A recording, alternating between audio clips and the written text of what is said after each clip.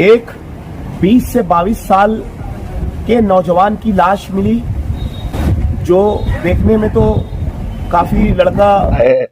946 लोग 946 लोग हाथ में आ नहीं रहे हैं, उनको फरार घोषित करना चाहिए। तकबीर, नारे रिसालत, नारे हैदरी। आने वाली 25-26 दिसंबर 2025 को यहाँ पर नासिक जिले का उमूमी इज्तिमा होने वाला है।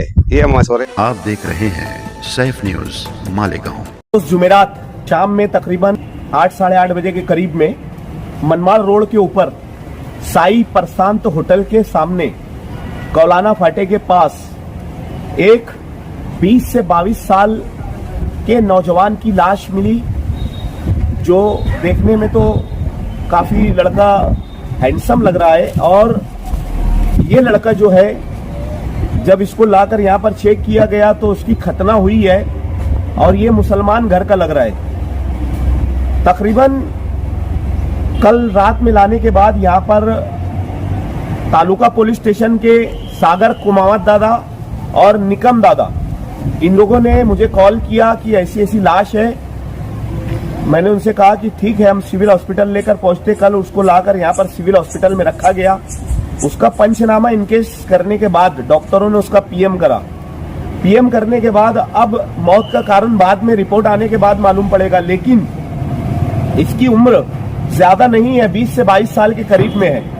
उसके पास कोई आईडी प्रूफ हम लोगों को नहीं मिला। आईडी प्रूफ नहीं मिलने की वजह से ये वीडियो हमको आप लोगों तक शेयर करना पड़ रही है। इससे पहले 8 से 10 दिन पहले हम लोगों ने एक लाश को उठाकर दफनाया था, जो कि मौसम पुल के ऊपर से जिसने एक बिल्डिंग पे से छलांग लगा दी थी। उसकी 2-3 दिन हम लोगों ने वीडियो वायरल करी, लेकिन उसके घर वालों का पता नहीं चला। लेकिन जिस वक्त हम लोगों ने आयशा नगर कब्रिस्तान में उसकी तदफीन की, तो दफनाने के 2 दिन के बाद उसका लड़का, उसकी औरत और उसके वालिद और उसके रिश्तेदार हम लोगों के पास आए। तो हम लोगों ने सोचा कि यार, इससे पहले कभी हमने वीडियो ऐसी बना के डाली नहीं है, लेकिन अब हम ये वीडियो इसलिए बनाकर डाल रहे हैं क्योंकि कल 11 बजे इस लड़के को आयशा नगर कब्रिस्तान में दफनाना है ले जाकर। अगर इसके घर वालों का पता चल जाता है तो हो सकता है कि उसके घर वालों तक इनकी लाश को दे दिया जाएगा।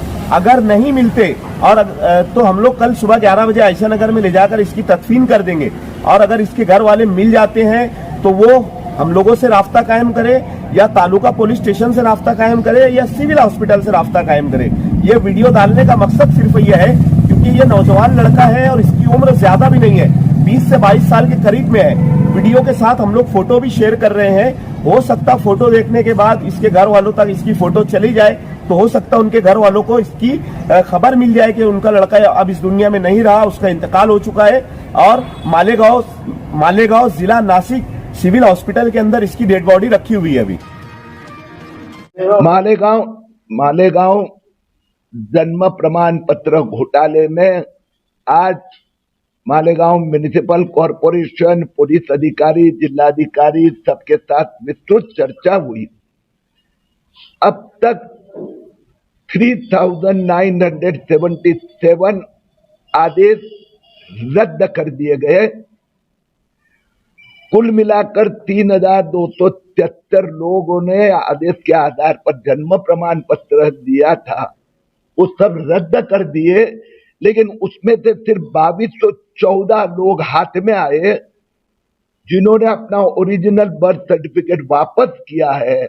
946 लोग 946 लोग हाथ में आ नहीं रहे हैं, उनको फरार घोषित करना चाहिए ताकि एटीएस और एनआईए फिर उनकी जांच कर सके।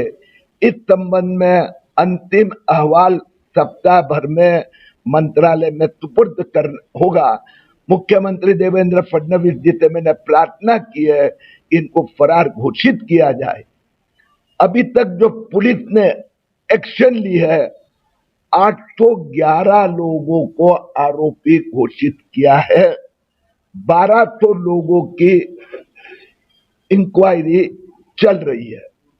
यह 811 जो आरोपी जो गिरफ्तार हुए या जमानत पर छूटे, उसमें से 47 वकील है, 125 एजेंट, 35 लोग गवर्नमेंट, महापालिका, तहसीलदार के कर्मचारी, अधिकारी को भी गिरफ्तार किया गया। 604 एप्लीकेंट, लाभार्थी जिन्होंने बनावटी और सरकार के साथ में चीटिंग की, ऐसे 604 लोगों को आरोपी बनाया, गिरफ्तार, फिर उनको जमानत पे छोड़ा गया है। आपने कहा कि 3000 कुछ जो है वो दाखिले रद्द कर दिए गए, तो अब तो ये हो गया कि ये लोग अपने देश के नहीं है, क्या ये साबित हो जाता है या उनके सिर्फ डॉक्यूमेंट में थोड़ी बहुत गलती थी उसकी वजह से उनके ये दाखिले रद्द किए गए? मुद्दा क्या है? एक बात बहुत अच्छी है कि गए अनेक महीनों से उद्धव ठाकरे सेना, कांग्रेस, सांसद, विधायक, समाजवादी पार्टी, MIM किरीट सोमैया के ऊपर बहुत आरोप कर रहे हैं, हम इस कोर्ट में जाएंगे, उस कोर्ट में जाएंगे। उसने एक भी न्यायालय ने इस प्रक्रिया के विरुद्ध में एक भी न्यायालय ने एक भी आदेश नहीं दिया है। एक हाईकोर्ट की बात करें, पब्लिक पिटीशन, उसकी तो सुनवाई भी शुरू नहीं हुई है। अभी सीधी बात है, 3977 आदेश रद्द हुए, उसके बाद में वो वापस एप्लीकेशन कर सकते थे, एक ने भी नहीं किया है। जो 3273 में से 2214 ने अपना ओरिजिनल बर्थ सर्टिफिकेट वापस दे दिया, क्योंकि उनके पास यहां पर उनका जन्म हुआ उसके कोई भी ऑथेंटिक अधिकृत दस्तावेज नहीं है। अगर उनके पास यहां पर जन्म का दस्तावेज नहीं है तो भैया जन्म कहां हुआ? यह प्रक्रिया अगले महीने तक शुरू होगी। पुलिस में जो अभी केस दाखिल हुई है छावनी पुलिस स्टेशन और किला पुलिस स्टेशन, उसकी सुनावनी भी तो सर अभी पूरी नहीं हुई ना। चार्जशीट दाखिल हो गई, SIT की जांच अभी तक पूरी नहीं हुई, तो आप ये कैसा कह सकते हैं कि ये लोग जो 3977 लोग हैं, ये लोग देश के बाहर के हैं, इनके पास में पुरावा नहीं है, ये अभी हम कैसा कह सकते हैं? अदालत की तो प्रक्रिया आप बोल रहे हैं कि नहीं अदालत में नहीं गए, और वो लोग तो अदालत में है, अभी सुनावनी चल रही है अदालत में। दो चीज अलग है। पुलिस जो कर रही है वो क्रिमिनल एक्शन की बात है, उनके ऊपर उन्होंने बनावटी फर्जी दस्तावेज दी, चीटिंग किया, गलत एफिडेविट किया, इसके लिए उनको सजा क्या होनी चाहिए, उसके लिए वो कार्रवाई है। जो सिविल कार्रवाई है कि उनका जन्म प्रमाण पत्र रद्द कर दिया, उनके आधार कार्ड रद्द करने की प्रक्रिया चालू हो गई है, वो अलग है। तो सिविल जो एक्शन है उसको कहीं आह्वान नहीं दिया या टेक्निकली लीगली कोई गए नहीं, और इसके लिए वो एक्शन पूरी हो गई। जो मैंने आपको 3977 ऑर्डर रद्द हो गए, वो तो प्रक्रिया समाप्त हो गई। ये तो उन्होंने, जैसे ये एडवोकेट, सरकारी कर्मचारी, वो तो चीटिंग की, फ्रॉड के, आपको तो पता है कि वो क्या क्या चीटिंग की, फ्रॉड की है, कि बनावटी कागज पत्र दिए। या जैसे एक उदाहरण देता हूं, महाराष्ट्र में 47,000 आधार कार्ड अभी रद्द किए जिन्होंने ये बनावटी जन्म प्रमाण पत्र दिया। आधार कार्ड पर एक जन्म तारीख लिखी है और उन्होंने शपथ पत्र दूसरी जन्म तारीख का दिया, तो ये चीटिंग हो गया। उसके लिए कार्रवाई चल रही है। सर दूसरा मुद्दा ये था कि अभी तक के तहसील ऑफिस के ऑफिसर जो है उनसे आपने मामला दर्ज हुआ, कारपोरेशन के जो आला ऑफिसर थे जिनकी जांच होनी चाहिए थे, जिनके दाखिले पे दस्तखत थे, या कमिश्नर या उससे आगे लेवल के जो थे, उन पे कार्रवाई हुई, क्या उनको बचा लिया जाए? जो पुलिस के इन्वेस्टिगेशन में 35 सरकारी कर्मचारी अधिकारी पे कार्रवाई हुई है। इन्वेस्टिगेशन, इंट्रोगेशन हो गया, अरेस्ट हो गए। अभी उनके वकीलों ने तो अपना पक्ष रखा, तो न्यायालय में इसके ऊपर के किसी के अधिकारी ने उनको कहा था, ऐसा उन्होंने कहा नहीं है। जब कोई भी व्यक्ति या ये जानकारी बाहर आएगी कि इसमें ऊपर के लोग भी शामिल थे, तो उनके खिलाफ भी कार्रवाई होगी। सर आप तो आते हैं यहाँ पे और आप चले जाते हैं, मुकामी सतह पे जो बीजेपी है उनको टारगेट किया जा रहा है, उनको फिरका परस्त कहा गया है। यहाँ तक कि यहाँ के एक लीडर ने जो है देवा भाव को और आपके जिला अध्यक्ष जो है उनको ये कहा कि आपका यहाँ पे यानी हम घूमना मुश्किल कर देंगे। और फिर से उन्होंने जन्म दाखिले का मुद्दा भी लिया था कि ये सारी बातें, ये तो 10 महीने आप भी बोल रहे हो और मैं भी सुन रहा हूँ। मेरी तो तंगड़ी तोड़ने की बात की, मुझे तो कहा कि आप आओगे अपने पैरों पे वापस जाओगे हमारे कंधों पर। अनेक निदर्शन हुए, ऐसी धमकी बमकी तो कोई बीजेपी का कोई डरता नहीं। ये देश की सुरक्षा का मामला है और देश की सुरक्षा के साथ कोई भी खिलवाड़ करेगा, वो यहाँ का हो, स्लीपर सेल हो, अतीरे के आतंकवादी हो, बांग्लादेशी हो, रोहिंग्या हो या यहाँ का कोई हो, कार्रवाई होगी। आज की चेक ने कहा कि बीजेपी फिरका परस्त पार्टी है, इसीलिए यहाँ पे ये सब कार्रवाइयाँ मुस्लिम दुश्मनी में करती है। भैया जन्म प्रमाण पत्र उन्होंने ही लिया है ना। 25 साल से 65 साल की उम्र के लोगों ने बनावट कागज पत्र दिए हैं। टोटल पॉपुलेशन मालेगांव की कितनी होगी? 5-7 लाख से ऊपर ही होगी। 1,98,000 वोट बीजेपी के विरुद्ध में गए थे, उनमें से सिर्फ 4,000 लोगों ने ही जन्म प्रमाण पत्र के लिए अर्जी की थी। उसमें से कितने वोटर थे वो तो पता नहीं है, तो बाकी किसी के ऊपर तो हमने कुछ उंगली नहीं उठाई है। अब ये बांग्लादेशी हो, रोहिंग्या हो या इस प्रकार के जो फोर्जरी करने वाले गुनहगार लोगों का पक्ष लेकर वोट जिहाद करके कांग्रेस और उद्धव ठाकरे ये अगर वोट मुस्लिम वोट जीतना चाहती है, वोट जिहाद करना चाहती है, भगवान उनको सद्बुद्धि दे। सर 1,98,000 बारीकी से आप याद रखते क्या बात है? 1,00,000 स्वाभाविक है, क्योंकि तो आप भूल नहीं पा रहे ऐसी बात। नहीं, स्वाभाविक है ना। वोट जिहाद से ही वो मतदाता को भरमाया गया। इसके कारण 2024 लोकसभा का रिजल्ट और 2024 विधानसभा का रिजल्ट आसमान जमीन का अंतर आया। वहां 6 में से 5 विधानसभा महाविकास आघाड़ी हार गई। और दूसरी बात, ये 3,273 तो ऑफिशियली रद्द हो चुके हैं, उसमें से एक ने भी चैलेंज नहीं किया। अनेकों ने उसमें मतदार अपना वोटर काट दिया है। तो हम चुनाव आयोग के पास भी गए कि इनके नाम मतदार यादी में से भी रद्द किए जाए। भाजपा एक प्रश्न होता चंद्रशेखर मुख्तसर से तकरीब, बस इंशाल्लाह चंद ही मिनट में हम लोग इसको पाए तकमील तक पहुंचाने की कोशिश करेंगे, क्योंकि मगरिब का वक्त भी करीब है और इसमें कुछ ऐसे भी हैं जो इमाम हैं, तो उनको तो हम लोगों से पहले पहुंचना पड़ेगा। आज की ये मुख्तसर सी जो तकरीब है, मस्जिद अहले सुन्नत सुगरा मोहम्मद याकूब के संग बुनियाद के हवाले से इसको मुनक्कद किया गया है। और इस मस्जिद के हवाले से इसकी ज़मीन जो जिन लोगों ने वक्फ़ की है अल-जामिअतुज़ ज़हरा अहले सुन्नत इज़हारुल उलूम ट्रस्ट को, बिलखुसूस खानवादे हाजी शेख अब्दुल हक, ये मुबारकबाद के मुस्तहिक हैं कि इन लोगों ने इतनी बड़ी रकम जो है वो सिर्फ़ अल्लाह के घर के बनाने के लिए इन लोगों ने वक्फ़ किया और ज़मीन ख़रीद कर इन लोगों ने अल-जामिअतुज़ ज़हरा अहले सुन्नत इज़हारुल उलूम ट्रस्ट को वक्फ़ की। और ये अपने अपने नसीब की और किस्मत की और तकदीर की बात होती है। कुरान मजीद फ़ुरक़ान हमीद की एक आयत करीमा का हिस्सा अल्लाह पाक ने इरशाद फरमा, इन्नल्लाह इश्तरा मिनल मुअमिनीन अनफुसहुम व अम्वालहुम बिअन्न लहुमुल जन्नह, कि बेशक अल्लाह ने अहले ईमान के मालों को और उनकी जानों को ख़रीद लिया है जन्नत के बदले में।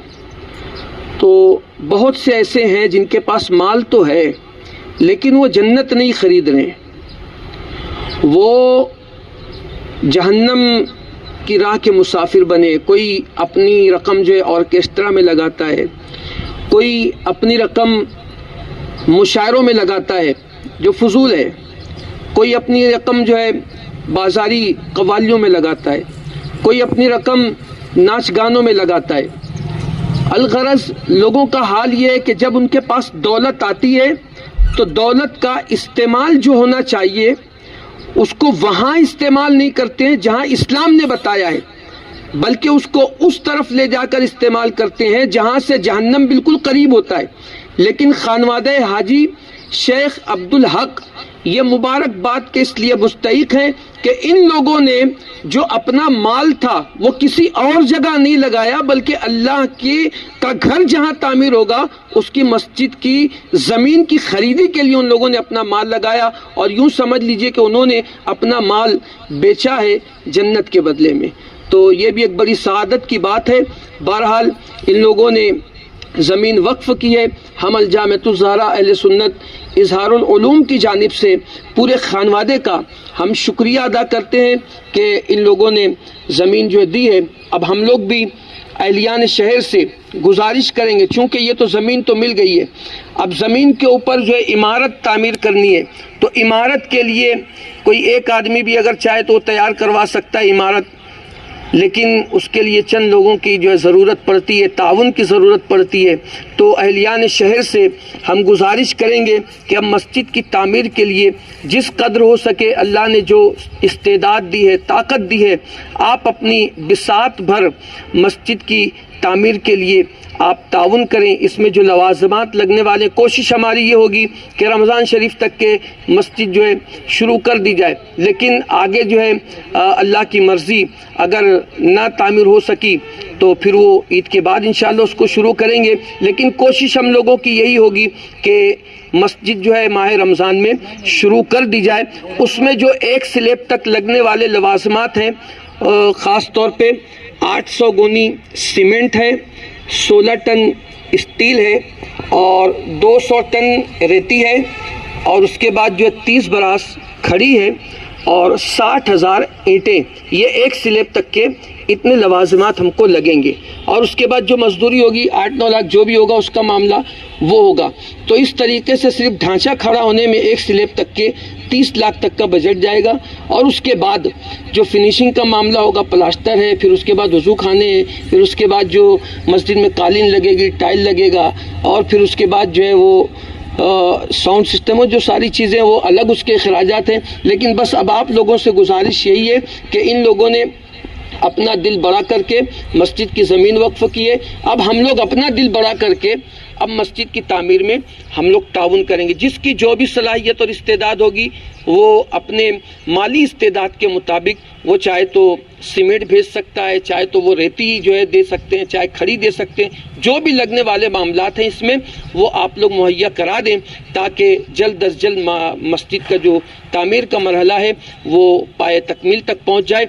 आइए अब इस मुख्तसर से वक्त में हम सबसे पहले जिन लोगों ने इतना बड़ा ताउन पेश किया है उस खानवादे के जो रूह रवां है, मैं समझता हूँ कि खानवादे में बड़े वही हैं, तो उनका हम लोग इस्तकबाल कर लेते हैं। हाजी शेख अब्दुल हक साहब का मैं वालिद मोहतरम से गुजारिश करूँगा कि वो तशरीफ़ लाएँ। हाफिज़ अबरार वो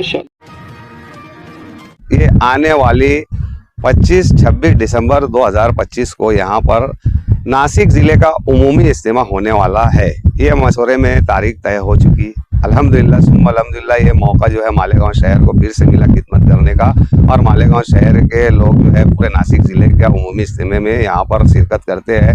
पूरे नासिक ज़िले के जो तबलीग जमात से जुड़े साथी है हर कोई यहाँ पर आता है। अब इस बारे में जिस तरीके से मैंने ये तारीख बताई है, अब अगली बात ये है कि इसका काम जल्द ही शुरू होगा और जल्द ही 8-15 दिन के अंदर दुआ होंगी। दुआ होने के बाद इसका काम शुरू हो जाएगा। जो लोग तन मन धन से इसमें खिदमत करना चाहते हैं, जो लोग मेहनत करते हैं, जैसे पीछे करते आए और करते रहते हैं और आगे भी करने की उम्मीद रखते हैं और कोशिश में लगे रहते हैं कि अल्लाह इनको मौका देगा तो हम फिर मेहनत करेंगे। अल्लाह ने फिर से मौका दिया है और इंशाअल्लाह जल्द ही आपको मैं इसी चैनल के माध्यम से आगे की अपडेट दूंगा, ताकि आप लोगों को ये बात समझ में आ जाए। और एक ख़ास अपडेट आप लोगों को ये बताना चाहता हूँ, ख़ास ये है कि इज्तिमा के अंदर जो शादियाँ होती है इज्तिमा के अंदर जो निकाह होता है, इस ताल्लुक से अगली अपडेट में मैं आपको बताऊंगा कि इनका जिम्मेदारी किसको मिली है।